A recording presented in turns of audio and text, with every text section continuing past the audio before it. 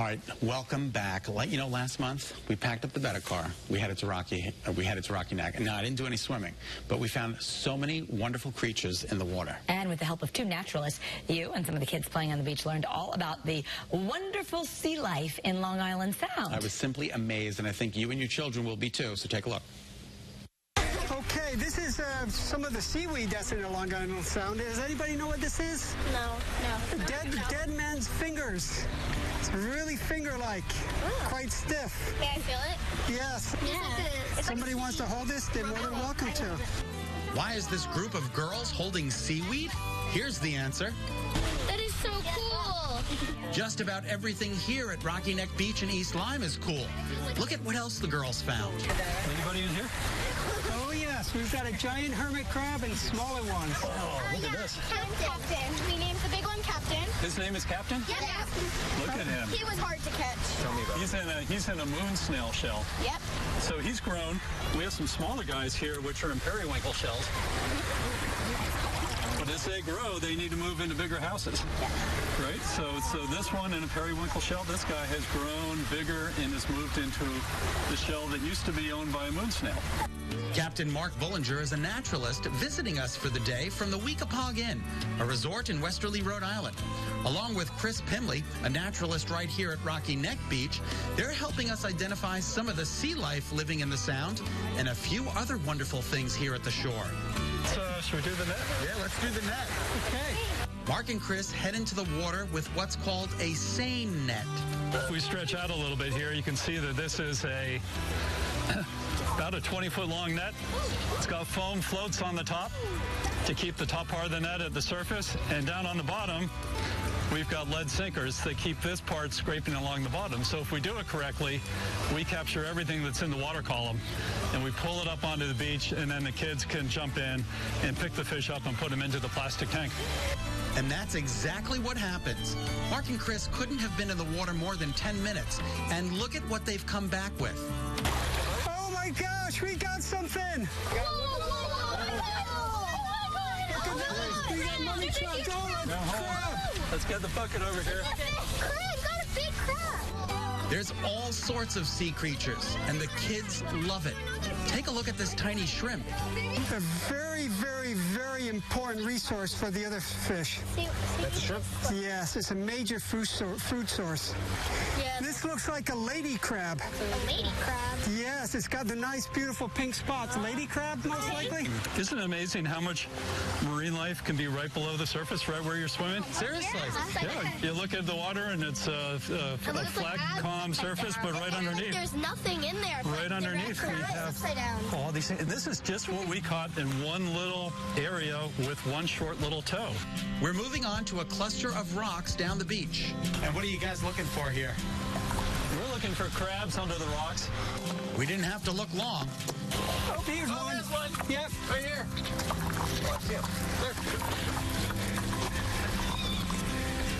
You got a little one? Oh, he's a good size one. That's a big one. Wow. I'll get him for you. These are the Asian shore crabs. Chris finds a green crab. And the way you tell it's a green crab, obviously it's green, but if you count the points, 1, 2, 3, 4, 5, there's 5 points and there's 5 letters in the word green. Huh.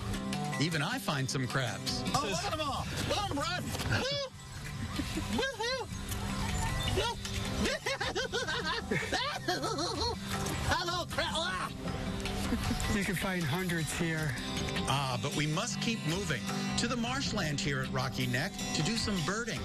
On the way there, Mark points out some of the nice and some of the not so nice bushes right along the beach. This bush is called Rosa rugosa, or wild beach rose. It gets these beautiful blooms that range between magenta and white and blush pink. At the bottom of the flowers that have already passed, you can see the fruit starting to develop. These are called rose hips. They're used to make rose hip tea. You can break them open and scoop out the seeds and let the flesh dry, and then crumble it up and make rose hip tea. You can turn them into jelly. Right next to it, yikes. So this is something every beach goer should be aware of this. This is poison ivy. The way to tell poison ivy always has clusters of 3 leaves. There's a saying, leaves of 3, leave a bee.